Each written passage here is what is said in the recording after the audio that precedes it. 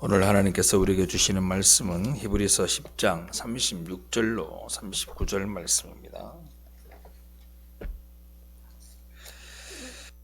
그래서 10장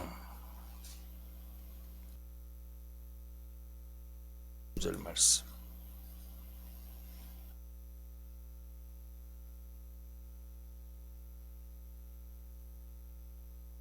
한 절, 여러분들 한 절 교독하겠습니다. 그러므로 너희 담대함을 버리지 말라.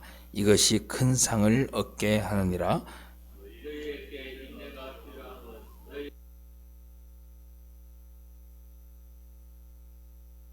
잠시 잠깐 후면 오실 이가 오시리니 지체하지 아니하시리라.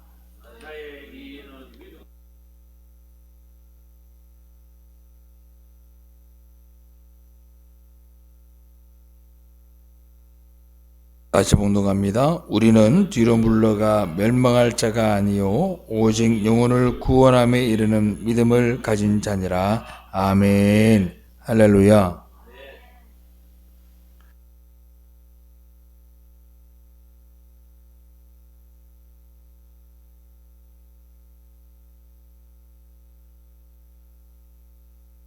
대제사장 되신 예수 그리스도, 그리고 단번에 드려진 제물이 되신 어린 양 되신 예수 그리스도, 그 예수 그리스도로만 우리가 구원받을 수 있다라는 말씀이 10장의 내용이었습니다. 그러고 나서 우리가 다다음 주부터 살펴볼 바로 히브리서 11장에서 어떤 내용이 나오느냐, 믿음으로 구원받은 믿음의 선진들에 대한 이야기가 나옵니다. 믿음으로 구원받은 사람들이 어떤 사람들이 있는지를 쭉 열거해 놓은 것이 바로 히브리서 11장의 내용입니다. 그런데 많은 사람들이 이 히브리서 11장을 읽을 때 어떻게 읽느냐면, 나도 아벨처럼, 나도 누구처럼, 나도 이런 삶을 살아야 되겠다라고 생각하는 사람들이 많습니다. 그런데 10장의 내용이 뭐였죠? 예수로만 구원받는다라는 이야기였습니다. 그러면 11장의 내용은 뭐였죠? 예수로만 구원받은 사람들의 내용들이 나와야 되겠죠. 그죠? 그래서 11장의 내용도 마찬가지. 우리가 아는 위인전처럼 굉장히 특별한 사람들이고 그들이 특별한 능력이 있어서 구원받은 인물이 아니라는 것을 우리에게 히브리서 기자는 알려주려는 거예요. 그네들이 특별해서 구원받은 게 아니야. 그네들이 믿음으로 구원받은 거야. 그 믿음이 어떤 거냐? 바로 내가 10장에서 이야기했던, 즉 예수 그리스도로 말미암아 구원받은 사람들이야 라는 것을 알려주는 것이 11장의 내용이고, 그 10장 오늘 살펴볼 말씀은 마지막에 가장 궁극적인 내용을 마지막으로 설명하는 내용이라고 생각하시면 됩니다. 그러니까 11장에 나오는 모든 사람들은 예수를 통해서 주어진 믿음이라는 선물, 즉 은혜를 받은 사람이라고 설명하기 위해서 오늘 우리가 읽은 36절로 39절까지의 말씀이 존재한다라고 생각하시고 말씀을 한번 살펴보면 좋겠습니다. 저도 어렸을 때에 교회를 다니면서 성경 공부를 주일학교 때부터 많이 하지 않습니까? 중고등학교 때도 성경 공부를 하고요. 공과책이라는 게 있습니다. 제가 어렸을 때 읽었던 그 공과책은 그림도 몇 개 없고 글씨만 있는 그런 공과책이었던 것 같습니다. 그러면 선생님들은 그 공과책을 열심히 보고 공부해서 우리들에게 알려줬습니다. 그 공과책의 내용이 대부분 어떻게 되어 있느냐? 인물 위주나 사건 위주로 되어져 있습니다. 복음의 맥락이 무엇인지에 대한 것을 가르치는 것이 아니라 말 그대로 성경을 알려주는 것이기 때문에 인물 위주로 공과 공부가 짜여져 있었고, 우리는 자연스럽게 성경을 인물로 배웠습니다. 그래서 아브라함, 모세, 다윗 이런 사람들이 굉장히 위대한 사람으로 선생님들이 우리에게 가르쳐 줬습니다. 너희들 봤지? 아브라함처럼 이런 믿음을 가져야 되는 거야. 이 사람 봐, 대단하지? 요셉 봐, 이렇게 꿈을 꾸고 말이야 하나님 앞에 은혜를 받아서 대단하지 않니? 이런 이야기를 많이 들었습니다. 다윗을 봐라, 물맷돌 그걸로 골리앗을 죽였고, 그런 이야기를 주로 위인전처럼 들었습니다. 그래서 세상의 위인보다는 성경적 위인을 더 많이 아는 사람이 교회를 다니는 사람, 이렇게 치부되었던 게 사실이죠.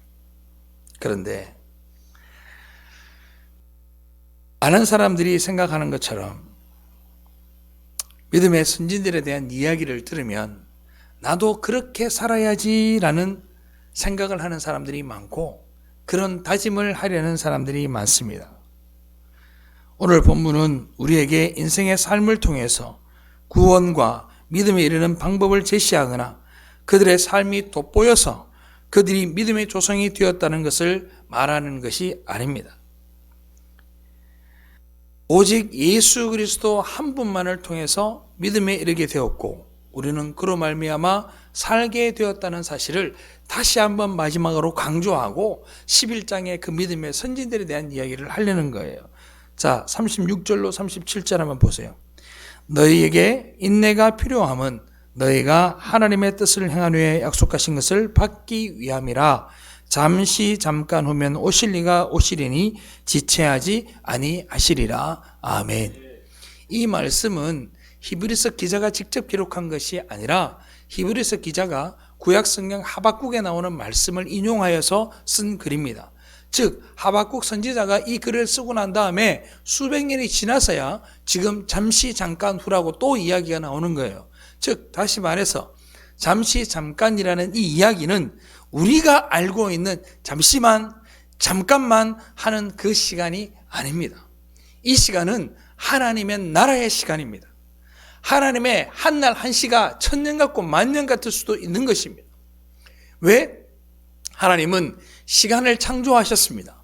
하나님은 모든 존재를 창조하시기에 앞서서 하나님은 시간을 창조했었고 하루라는 그 날을 창조하셨기 때문에 그 날은 하나님의 관점에서 보실 때는 우리가 생각하는 잠시 잠깐과는 비교할 수 없고 그 뜻으로 해석할 수 없습니다. 그럼에도 불구하고 히브리서 기자가 왜 잠시 잠깐이라는 말을 했을까요? 잠시 잠깐 후면 오실 이가 오신다 그래요. 오실 이가 오신다. 생각해 보세요. 초대교회 성도들이 잠시 잠깐 후면 오실 이가 오신다 하니까 좋아요, 나빠요? 엄청나게 좋은 거죠. 야, 예수님이 우리가 십자가 못 박았던 예수가 잠시 잠깐 있다 또 온대. 그러니까 우리가 준비하자. 그래서 초대교회에 어떤 일이 벌어집니까? 자기의 모든 재산을 다 팔아서 많은 사람들에게 나눠주는 역사가 일어나게 됩니다.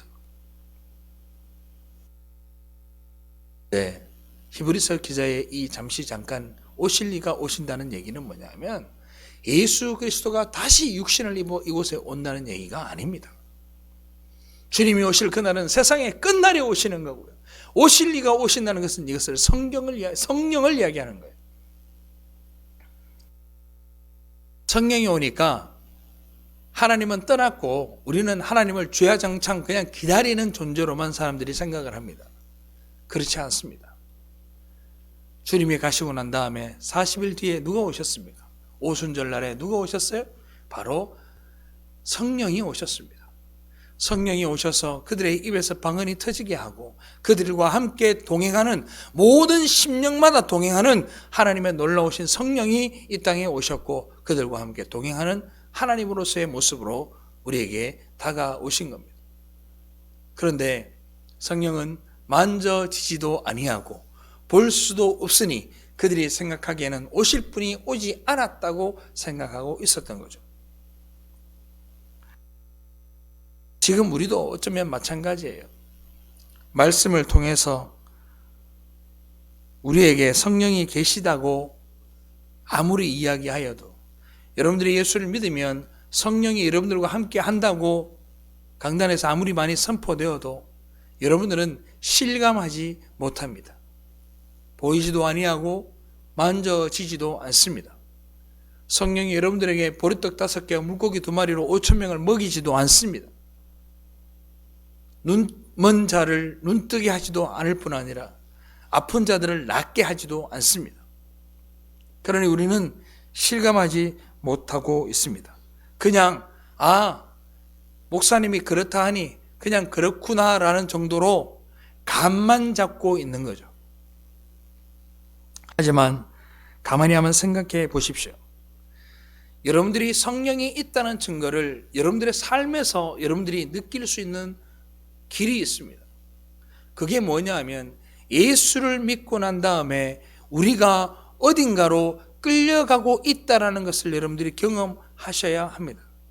예수를 믿고 난 다음에 악보다는 선을 행하는 그 길로 행하려 하고, 내 마음대로 내 생각대로 내 능력대로 하기보다는 하나님에게 뜻을 구하고, 내가 뭔가를 결단을 내리고 뭔가 결정을 할 때에도 하나님의 입장에서 생각하기 마련이고, 내가 성도된 자로서의 그 성령의 이끌림을 쫓아서 기도하게 되고 찬양하게 되고 회개하게 되고 하는 그 모든 삶들이 바로 성령께서 이끄시는 삶이며, 그것이 느껴질 때 여러분들은 성령과 동행한다라고 말씀하실 수 있는 겁니다.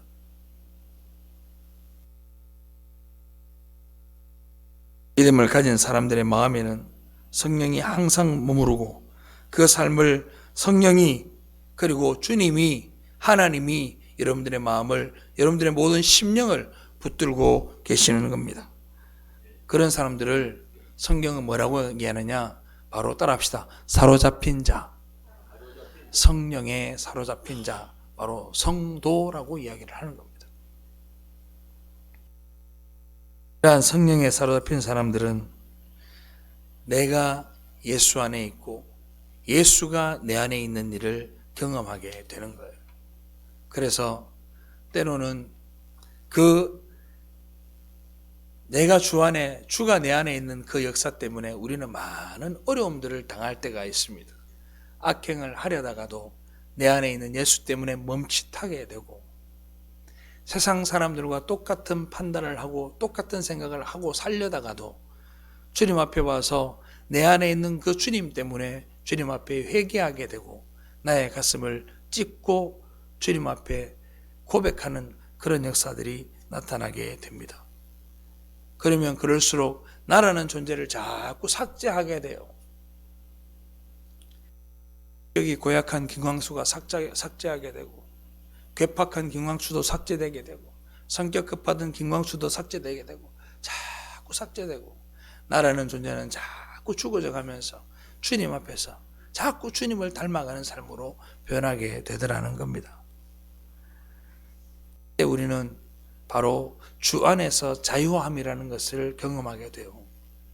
내가 이 땅을 살아가지만, 지금은 죄를 지을 수밖에 없는 존재지만 주님이 나를 구원하여 주셨으니 내 삶에 자유함을 찾게 되고, 우리가 평안과 안식이라는 것을 성령을 통해 경험하게 됩니다. 그리고는 우리가 찬송하는 거죠. 나 같은 죄인 살리신 주 은혜 놀라워 잃었던 생명 찾았고 광명을 얻었다고 하나님 앞에 고백할 수 있는 그런 신앙의 삶을 살게 된다라는 겁니다. 천국을 사는 사람들은 나의 나됨을 드러내기보다는 나를 자꾸 지웁니다. 자꾸 지웁니다. 예수만 드러나고 자존심 때문에 분노하지 아니하고 온갖 고통과 아픔과 눈물이 더 이상 나를 에워싸지 못하고 모든 상황으로부터 자유하게 되는 천국을 경험하게 되는 거예요. 여러분들은 여기에 경지에 이르기를 주님의 이름으로 축원합니다. 환경이 여러분들의 삶을 좌지우지하지 않기를 바라요. 잘 살면 잘 사는 대로, 못 살면 못 사는 대로, 건강하면 건강한 대로, 아프면 아픈 대로 그 상황에 감사하고, 모든 상황이 나를 급박할지라도 내가 주 예수 그리스도로 말미암아서 내 마음만큼은, 내 심령만큼은 주님 앞에 붙들림 받는 여러분들의 삶이 되시기를 주님의 이름으로 축원합니다. 그게 천국이에요. 이렇게 말하면 그래요. 아이고 말이 쉽지 그게 잘 됩니까? 라고 이야기를 할 겁니다. 그러면 그게 어떻게 가능한가? 자, 한번 보세요. 히브리서 10장 38절. 다 같이 한번 읽어봅시다. 시작. 나의 의인은 믿음으로 말미암아 살리라. 또한 뒤로 물러가면 내 마음이 그를 기뻐하지 아니하리라 하셨느니라. 아멘. 나의 의인은 믿음으로 말미암아 살리라. 그래요. 또한 뒤로 물러가면 내 마음이 그를 기뻐하지 아니하느니라 그랬습니다. 나의 의는 믿음으로 말미암아 살리라 하는 것은 히브리서 10장 전체를 요약하는, 아니 히브리서 1장부터 10장까지 전체를 요약하는 한 구절의 말씀. 나의 의는 믿음으로 말미암아 살리라. 누구를 믿는가요? 예수 그리스도, 예수 그리스도의 십자가, 예수 그리스도의 십자가의 보혈을 믿는 것으로 말미암아 우리는 살게 되는 줄로 믿습니다. 이게 너무너무 중요한 거예요. 그런데 이 말씀도 중요한데 그 뒷말씀이 더 중요해요. 또한 뒤로 물러가면 내 마음이 그를 기뻐하지 아니하리라 그래요. 뒤로 물러간다는 게 뭐죠? 뒤로 물러간다는 게 뭐예요? 교회 다니다가 교회 안 다니는 게 뒤로 물러가는 걸까요? 뭐가 뒤로 물러가는 걸까요? 바로 구약으로 돌아가는 것을 이야기합니다. 행위로 돌아가는 것을 이야기하는 거예요. 내가 뭔가를 행위를 함으로 인해서 구원받는 것을 생각하는 자들을 이야기하기를 기뻐하지 않는다라고 얘기합니다. 이건 율법을 이야기하는 겁니다. 의인은 믿음으로 사는 거지 행위로 구원받는 것이 아닙니다. 의인은요, 뭔가를 지킴으로 인해 구원받는 게 아니고 예수 그리스도를 믿으면 구원받는 겁니다. 할렐루야. 여태까지 히브리서 기자가 이야기하고 반복하여서 예수를 이야기했고 그 예수를 믿음으로 말미암아 구원받는다고 이야기를 했는데 너희들이 뒤로 물러가면 구약으로 돌아가면 하나님이 기뻐하지 않는다 그러는 거예요. 뒤로 돌아간 자들은 어떤 자들이냐? 내가 뭘 했다고 이야기하는 사람, 자기가 생각할 때 합리적인 거, 자기가 생각할 때 논리적인 것, 자기가 생각할 때 도덕적인 것, 그것들을 추구하면서 그걸 지킴으로 인해서 내가 뭔가를 하였고 나는 구원받을 만한 어떤 공로를 요만큼이라고 보탰다고 이야기하는 사람, 그 사람이 뒤로 물러가는 사람이에요. 창세기 6장에 보면 누가 나오냐면 방주 그럼 누가 나와요? 방주 그럼 누가 나와요? 노아라는 사람이 나옵니다. 노아가 방주를 어디에서 지었죠? 1번 바다, 2번 들에서, 3번 산에서. 어디서 지었어요? 산에서 지었어요. 몇 년 동안 지었느냐? 혹자들은 120년이라고 얘기하지만 정확한 계산은 80년 정도 된다고 얘기합니다. 신학자들. 여튼 100여 년 가까이를 산 꼭대기에서 뭘 지었다고요? 나무로 방주를 지었습니다. 고페르 나무라고 합니다. 그 고페르 나무에다가 역청을 바르고 사이사이에 물이 새지 않도록 역청을 탁 바른 엄청나게 긴 세월 동안 그 방주를 지었습니다. 그리고 모든 짐승들 암수 두상이 들어갈 수 있을 만큼의 큰 공간을 마련하고 그리고 노아의 이들 가족이 그곳에 들어가서 방주에 있음으로 인해서 구원을 받게 된 이야기가 바로 창세기 6장과 7장, 8장의 내용입니다. 그러면 이 100년 가까이 되는 삶을 통해서 하나님이 노아에게 그리고 우리에게 주는 메시지가 뭘까요? 노아야, 너는 정말 10년 내가 내 말을 듣고 100년이나 내 말을 듣고 잘 지켰구나. 정말로 노고가 많았다. 이걸 하는 걸까요? 너네들도 정말 방주를 짓던 우리 인생들을 잘 따듬고 그렇게 살라고 우리에게 메시지를 주는 걸까요? 그렇지 않다는 겁니다. 하나님은 하나님의 선택받은 백성이 이 세상으로부터 어떤 취급을 받게 되는지를 우리에게 보여주는 거예요. 노아는요, 그냥 하나님의 말씀에 순종하고 하나님의 말씀을 믿었던 것 뿐이에요.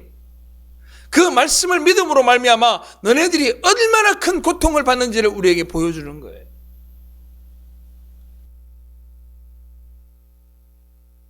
창세기 6장 7절로 8절 말씀. 이르시되 내가 창조한 사람을 내가 지면에서 쓸어버리되 사람으로부터 가축과 기는 것과 공중의 새까지 그리하리니 이는 내가 그것들을 지었음을 한탄함이니라 하시니라. 그러나 노아는 여호와께 은혜를 입었더라. 아멘. 노아는요, 방주를 지어서 구원받은 게 아니에요. 은혜를 입었다 그래요. 은혜를 입은 거예요. 노아가 뭔가를 해서 구원받은 게 아니에요. 하나님이 노아를 택하시고 하나님이 노아에게 은혜를 베푸신 거예요. 할렐루야. 여러분들이 구원받은 건 여러분들이 뭘 해서 구원받은 게 아니고요. 제가 구원받은 거 제가 뭘 해서 구원받은 게 아니에요. 하나님이 은혜로 여러분들에게 구원을 거저 주신 줄로 믿으시기 바랍니다. 그런데 우리는 얼마나 시건방을 떨어요.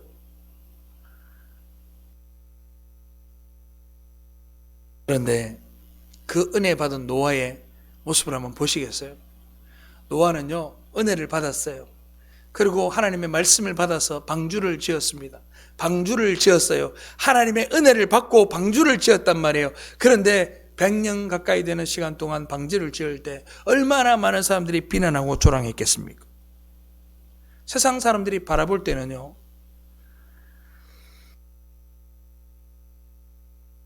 그들이 내뱉는 조롱과 비난이 굉장히 합리적이지 않습니까? 그게 상식적이지 않아요?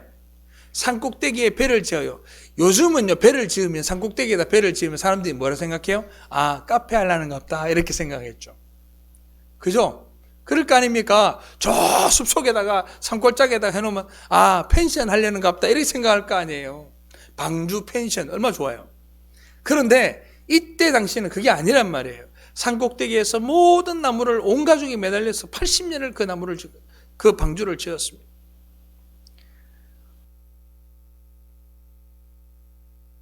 자, 합리적이지도 논리적이지도 않습니다. 100년이라는 세월의 수고를 주님이 우리에게 가르쳐 주는 걸까요? 너네들도 있잖아, 100년 동안 수고하면 있잖아, 너네도 은혜를 줄 거야. 아니단 말이에요. 주님이 은혜를 먼저 주셨다고요. 노아의 선한 행동과 노아의 인격성과 노아의 도덕성을 우리에게 알려주려고 하는 걸까요? 그렇지 않습니다. 노아도 악한 자였습니다. 노아도 죄인이었습니다. 노아가 어떤 사람이었어요? 방주에서 나와서 홍수가 다 끝나고 난 다음에 술에 취해갖고 벌거벗고 덜러 누워 있었던 사람이 누구라고? 노아였습니다.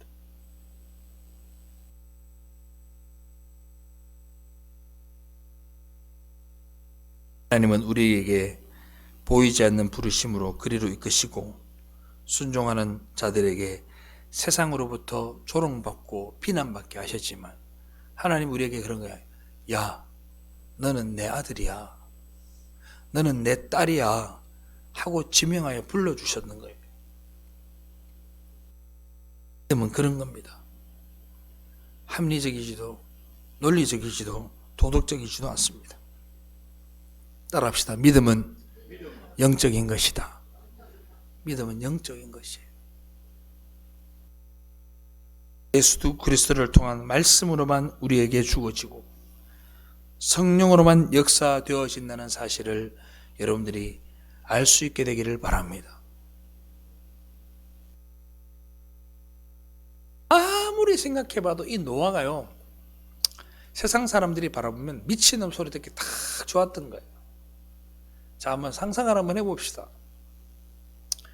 노아가 하나님으로부터 은혜를 받고 방주를 지으라는 명령을 따라서 산꼭대기에 나무를 막 쟁기기 시작합니다. 그죠? 그리고 큰 방주를 지을 만한 땅을 닦아야 될 거 아닙니까? 사람들이 묻습니다. 뭐 하냐? 그래. 방주 지을 거야? 그랬을 거 아니에요.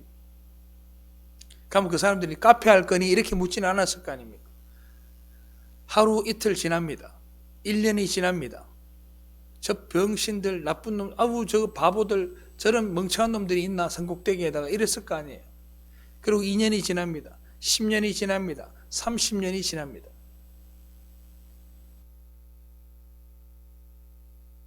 세월이 가면 갈수록 그들이 이렇게 얘기했을 거예요. 저들 진짜 바보다. 아직도 짓고 있네. 아직도 짓고 있네. 그랬을 거 아니에요. 얼마나 멍청했을까. 그리고 나중에 100년쯤 지났을 때는 너는 진짜 미쳤는 거 맞구나, 그렇게 얘기했을 거란 말이에요.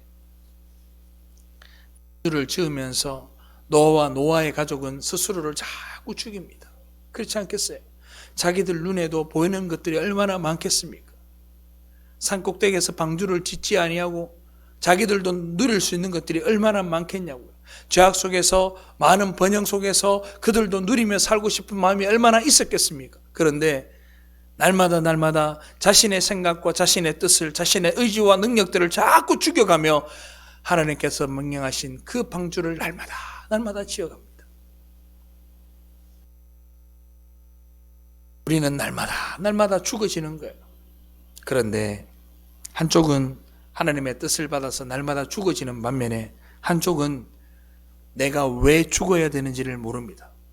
내가 왜 저렇게 살아야 되는지를 모릅니다. 왜 내 생각을 죽여야 되고 내 능력과 내 의지를 죽여야 되는지를 모릅니다. 언제까지 모르느냐? 죽을 때까지 모릅니다.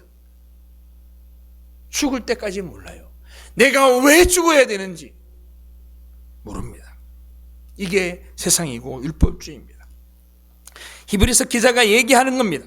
뒤로 물러나면 결국 홍수 속에 빠져 죽을 수밖에 없다는 걸 이야기하는 거예요. 그들은 이야기하는 거예요. 왜 우리 같은 훌륭한 인간이 바보가 되어야 되느냐? 왜 우리가 없음이 되어야 되느냐? 왜 나라는 존재를 죽여야 되고 나는 없다라고 말을 해야 되느냐? 나는 모든 것을 할 수 있고 너도 모든 것을 할 수 있고 인생의 주인은 나라고 이야기해야지 왜 인생의 주인이 하나님이라고 얘기를 하느냐? 세상은 우리에게 그걸 가르쳐 주는 거예요. 여러분들 지금 살아가는 인생이 바로 거기에서 충돌이 일어나는 거예요. 지금도 수없이 많은 젊은이들이 거기에서 충돌이 일어나는 거예요. 내 인생을 내 것이라고 살면 이 땅에서는 살아갈지 모르지만 하나님의 나라는 없습니다. 없어요. 없어요. 누구만 아느냐? 노아의 식구들만 그 사실을 아는 거예요.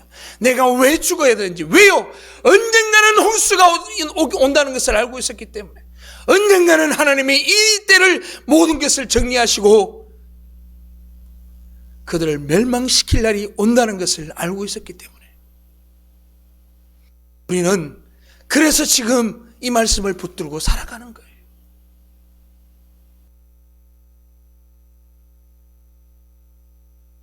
우리는 왜 죽는지, 하나님이 계시고 하나님의 나라가 있고 분명 종말이라는 게 약속되어 있다는 걸 이해한 거예요. 그래서 우리도 계속 죽어야 되는 거예요. 누구처럼? 노아처럼요.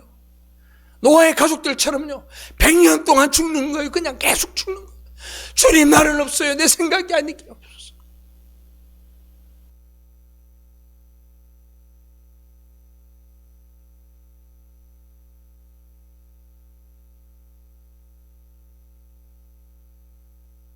목사님 팔순 잔치라기보다는 조촐하게 잔치를 하고 내려왔습니다. 80년 세월 동안 살면서 아버지가 미안하다, 고맙다, 감사하다를 자식한테 한 게 몇 번 없는 것 같아요. 그러므로 어제 아버님이 자식들을 향해서 미안하다, 고맙다, 사랑한다를 말씀하시는데 참 마음이 그랬어요. 그런 것 같아요. 나를 죽이는데 10년이 걸릴 거예요.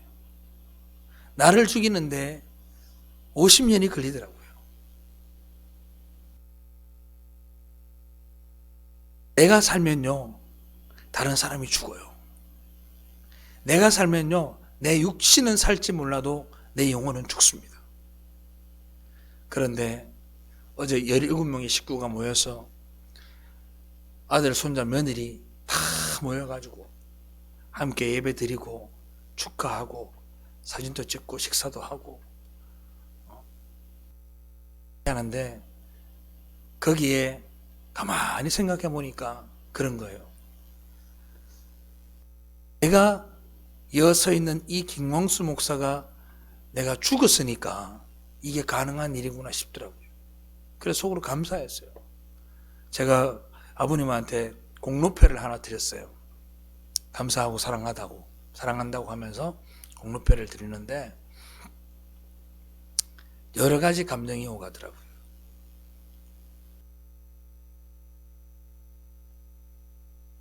나 죽으니까 신앙 안에 있는 자들이 같이 죽고, 할렐루야, 같이 감사하게 되더라고요.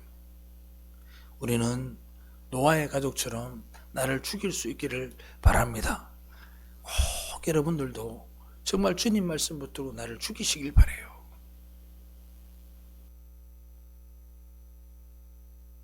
그러면서 영혼을 구원하며 이르는 믿음을 가진 자라 이러면서 11장으로 이제 들어가게 되는 거예요. 다음 주에 이제 11장 할 텐데, 우리는, 저와 여러분들은 믿음을 가진 사람들입니다. 세상은 여러분들에게 바보라고 할 거고 이상한 자라고 취급합니다. 그런데 그게 한 해, 두 해, 10년, 20년이 가면 나중에는 그렇게 말할 거예요. 아, 쟤들은 원래 미친놈이야 라고 취급할 겁니다. 그런데 우리는 압니다. 분명히 말세의 때가 오고 이 세상이 멸망한다는 사실을, 그리고 예수 그리스도만이 이 모든 문제를 해결해 줄 구원자이심을 우리는 압니다. 그렇기 때문에 우리는 뒤로 물러설 수 없습니다. 어떤 현상이 지금 나타나지 아니하고 내가 이해할 만한 징조가 나타나지 아니하고 내가 하나님으로부터 떨어지지 않을 수 있는 어떤 증거가 나에게 보여지지 않더라도 멸망의 날이 언제인지 모르지만 그날이 올 것을 우리는 알고 있습니다. 그래서 우리는 뒤로 물러날 수 없습니다. 예수만 붙들고 살아야 합니다. 왜냐하면 하나님이 우리에게 말씀하셨어요. 세상은 반드시 멸망하고 하나님의 나라가 임재하고 하나님이 우리를 그리스도의 피로 구원하여 주신다고 말입니다. 그러니까 우리의 상황과 정황과 이 모든 것들을 이해하고 준비하는 것이 아니라 주님께로부터 받은 그 은혜로 나를 죽이고 또 죽이는 것이 우리가 이 땅에서 해야 될 일인 겁니다. 그 말씀을 전적으로 의지하고 우리의 모든 시련과 환난을 그리고 조롱을 이겨낼 수밖에 없는 겁니다. 사랑하는 성도 여러분, 여러분들도 믿음이라는 걸 가지게 되기를 주님의 이름으로 축원합니다.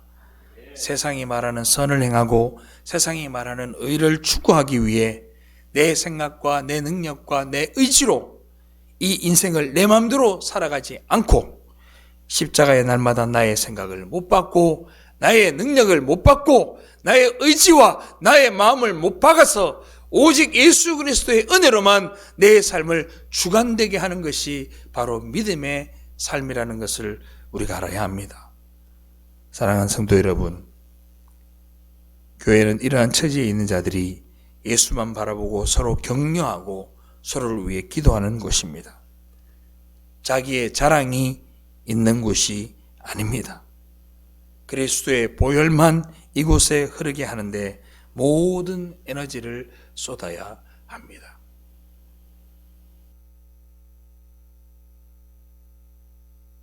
그리스도인으로서 올바른 인생을 살아가는 방법이 바로 이러한 방법입니다.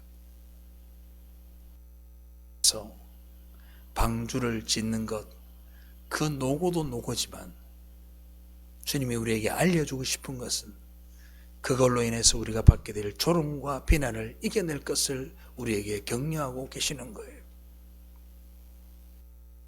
우리 가족 중에 누군가가, 우리 친구 중에 누군가가, 우리의 직장 동료들 중에 누군가가 여러분에게 노아에게 말했던 그 수많은 사람들처럼 여러분들에게 이렇게 말할 겁니다. 아직도 교회 다니냐고, 아직도 예수를 믿느냐고,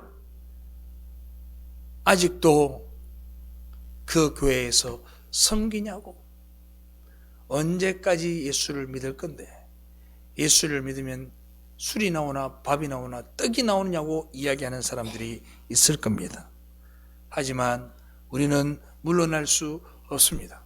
10년, 100년, 1000년이 지나도 하나님의 말씀은 결코 물러나지 아니하고 하나님의 말씀은 결코 무너지지 않습니다. 세상의 모든 것이 다 멸할지라도 주의 말씀은 영원하게 서 있으니까 그 말씀이 세상을 주관하고 통치하게 될 겁니다. 이 말씀을 여러분들이 믿고 살아가는 귀한 삶이 되어서 우리 짧은 이 인생 가운데에서 정말 하나님과 동행하게 되므로 우리 마음에 큰 은혜가 주어지게 되는 그런 역사가 있게 되기를 주님의 이름으로 축원합니다. 기도하겠습니다.